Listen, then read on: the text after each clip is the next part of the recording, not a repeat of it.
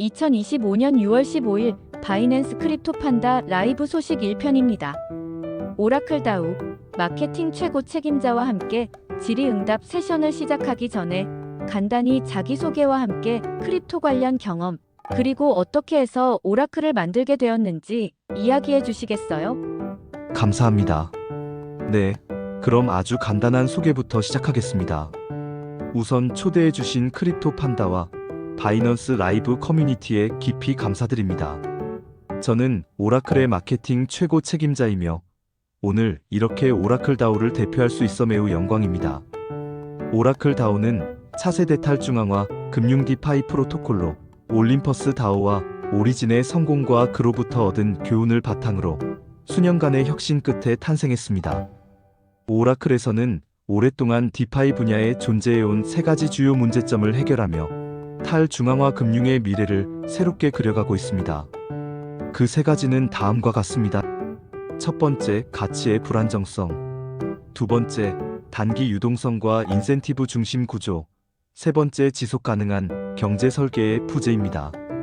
그래서 저희는 이번에 대출 시스템의 혁신, 체인을 넘나드는 자산 분배 메커니즘, 그리고 은행 및 보험 산업의 금융 상품을 포함해 오라클의 최신 기능인 오라클 페이먼츠까지 소개하게 되어 매우 기대됩니다. 그럼 이제 본격적으로 질문에 들어가 보겠습니다. 가장 중요한 질문이죠. 오라클이 제공하는 것은 무엇이며 기존의 다른 금융 프로젝트들과 비교했을 때 오라클만이 가진 차별점은 무엇인가요? 그리고 특히 실제 운영 비용 관점에서 어떤 필요성을 충족시키는지도 궁금합니다. 네, 물론입니다. 오라클 파이낸스는 탈중앙화 금융의 다음 단계로 나아가는 진화라고 믿습니다. 이는 블록체인 위에서 전 세계 금융에 대한 신뢰를 재구축하기 위해 설계된 종합적이고 모듈식 구조의 인프라입니다. 우리의 목표는 개방적이고 탈중앙화되어 있을 뿐만 아니라 크로스체인이 가능하고 상호 운용되며 자산으로 뒷받침되고 기관 확장성이 있는 금융 시스템을 만드는 것입니다. 우리는 초기 세대의 디파이 프로토콜들, 특히 올림퍼스 다오로부터 많은 영감을 받았습니다. 올림퍼스는 프로토콜 소유 유동성과 본딩과 같은 획기적인 개념들을 도입했습니다. 2021년 디파이 열풍 이후에 시장 변동성과 붕괴에도 불구하고 올림퍼스 다오는 여전히 탄탄하게 살아남아 있습니다. 많은 다른 프로토콜들은 사라졌지만 오직 올림퍼스 다오만이 강력한 토크노믹스와 커뮤니티 주도 설계를 통해 디파이가 생존하고 적응할 수 있다는 것을 보여주었습니다. 오라클 파이낸스는 이러한 기반 위에 구축되었으며 우리는 그것을 훨씬 더 발전시켜 알고리즘 기반의 토큰 보험 메커니즘을 통합하고 그것을 실물 자산에 연동시켜 구현합니다. 국가채권, 부동산, 그리고 토큰화된 금융 상품들처럼 이러한 하이브리드 방식은 가치의 안정성을 도와주고 실질적인 경제 활동을 온체인에 불러오는 데 기여합니다. 응집력 있고 신뢰 기반이며 기관 등급의 금융 접근성으로 변화시키고자 합니다. 이는 단순히 리테일 사용자들만을 위한 것이 아니라 기관 자본의 유입도 환영하는 것을 의미합니다. 오라클을 진정으로 다르게 만드는 것은 우리 시스템이 얼마나 모듈화되어 있고 상호 연결되어 있는가입니다. 그 모든 중심에는 포인트 토큰이 있으며 이 토큰은 스테이킹, 본딩, 그리고 분화된 형태의 거버넌스까지 포함한 생태계 전반을 구동하는 핵심 역할을 합니다. 이를 중심으로 구성된 오라클 다오는 역동적이고 다층적인 거버넌스 구조를 갖추고 있으며 커뮤니티가 직접 프로토콜의 방향과 진화를 주도할 수 있는 환경을 제공합니다. 하지만 이것은 단 하나의 토큰이나 하나의 탈중앙화 애플리케이션에 대한 것이 아닙니다. 오라클 파이낸스는 탈중앙화된 뱅킹 도구, 대출 마켓, 그리고 유동적인 산업 구조를 포함하는 다층적 생태계를 구축하고 있습니다. 예를 들면 자동화된 크로스체인 리차지 엔진, 리스크 보호보험, 풀, 중앙은행처럼 작동하는 다오가 운영하는 국채형 트레저리 시스템 등이 있습니다. 우리의 장기적인 미션은 명확합니다.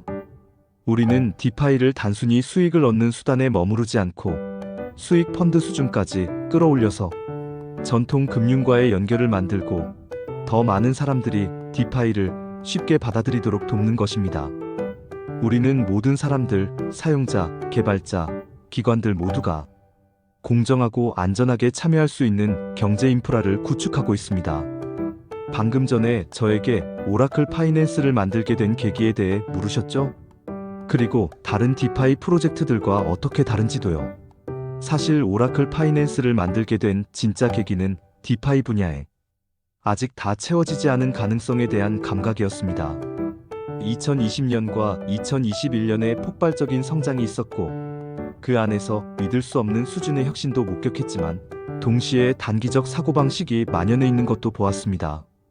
당시 대부분의 프로토콜은 투기성 수익에 집착하며 토큰을 과도하게 발행하고 짧은 유행만을 쫓았죠. 아시다시피 그런 과열은 순식간에 끝나버리는 단면 구조였죠. 그 결과 베어 마켓 약세장이 시작되자 그들 대부분은 경제적 기반이 없고 장기적 회복력과 적응력이 부족했기 때문에 그냥 무너지거나 정체되고 말았습니다.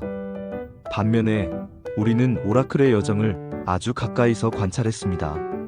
오라클을 처음 소개했을 때 프로토콜 소유 유동성, 본딩 메커니즘, 준비 통화의 탈중앙화 비전 같은 아이디어들은 완벽하지는 않았지만 파괴적이고 미래지향적인 개념이었습니다. 시간이 지나면서 올림퍼스도 처음에 1.0 모델에서 발전했어요. 지금은 우리가 흔히 말하는 올림퍼스 3.0으로 진화했죠. 여기엔 거버넌스, 멀티체인 확장, 크로스 경제 논리 같은 것들이 통합되어 있어요. 근데 그럼에도 불구하고 올림퍼스조차 디파이 전체가 겪고 있는 큰 문제를 피하지 못했어요. 예를 들어 알고리즘, 스테이블 코인이나 준비 자산 같은 것들이 여전히 변동성이 심하다는 점이죠. 그러니까 신뢰할 수 있고 탈중앙화된 안정성 메커니즘이 부족하다는 건 아직도 굉장히 명확한 한계로 남아있어요. 반면에 시장에서 주류로 자리 잡은 스테이블 코인들, 예를 들어 USDT, USDC 같은 거요. 이건 다들 아시겠지만 여전히 중앙화된 자산이에요. 그리고 이건 우리가 계속 말해왔듯이 디파이의 철학하고는 완전히 모순되는 구조죠. 그래서 저희는 스스로에게 이런 질문을 던졌어요. 올림퍼스의 강점은 그대로 살리면서 더 진화시킬 수는 없을까? 즉, 프로토콜이 직접 유동성을 소유하고 본딩과 거버넌스를 할 수 있는 구조는 유지하면서 그걸 더 나아가서 웹3에 맞는 경제 구조, 크로스체인 기능, 진짜 실용적인 진입 구조로 발전시킬 수 없을까? 그런 고민이 오라클 파이낸스의 출발점이었어요. 오라클 파이낸스는 흔하디흔한 디파이 이자 농장이나 기존 프로젝트의 단순 복제본이 아닙니다. 이것은 모듈형, 전방위 금융 인프라입니다. 처음부터 디파이 1.0부터 2.0까지의 세 가지 가장 큰 약점을 해결하기 위해 설계되었죠.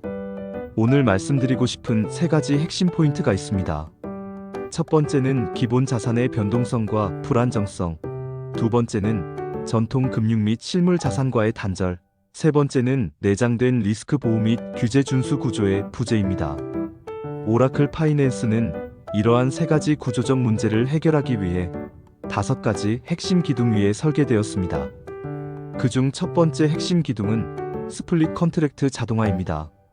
간단히 설명드리자면 이 시스템은 자동 거래 처리, 프로토콜 제어, 이자율 조절, 그리고 크로스체인 간의 매끄러운 상호작용을 가능하게 합니다. 자, 다시 정리하면서 이어가 볼게요. 세 번째 핵심은 다이내믹 스테이킹과 본딩 메커니즘이고, 네 번째는 크로스체인 차익거래 랭킹 시스템, 그리고 마지막 5번째는 규제 대응이 가능한 인프라예요. 이게 바로 우리가 말하는 5가지 핵심 기둥이에요. 보시다시피 저희는 기존 시스템을 여기저기 땜질하려고 하는 게 아니에요. 아예 처음부터 새로 만드는 거죠. 그래서 우리는 모듈형 구조랑 고성능 디파이 스택을 기반으로 해서 기존 디파이라고 불리는 걸 더 전통적인 금융 수준으로 끌어올릴 준비를 하고 있어요. 그렇게 되면 단순히 지금 이 공간에서 머무는 게 아니라 앞으로 디파이에 들어올 1000만 명 이상의 사용자들까지 포용할 수 있는 완전히 새로운 기반이 되는 거죠. 우리는 단순히 바꾸자는 걸 넘어서 트렌드를 넘어 오래 살아남을 수 있는 금융 시스템을 만들고 있어요. 변동성도 흡수하고 불장이든 약세장이든 신뢰를 받을 수 있는 구조를 목표로 하는 거죠. 이게 바로 두 번째 질문에 대한 저희의 답입니다. 좋아요. 정말 좋은 설명 감사합니다. 100% 이해됐어요. 그리고 한 가지 더 궁금한 게 있는데요. 말씀하신 걸 들어보니까 ONF 토큰에 대한 얘기가 나왔던 것 같아요.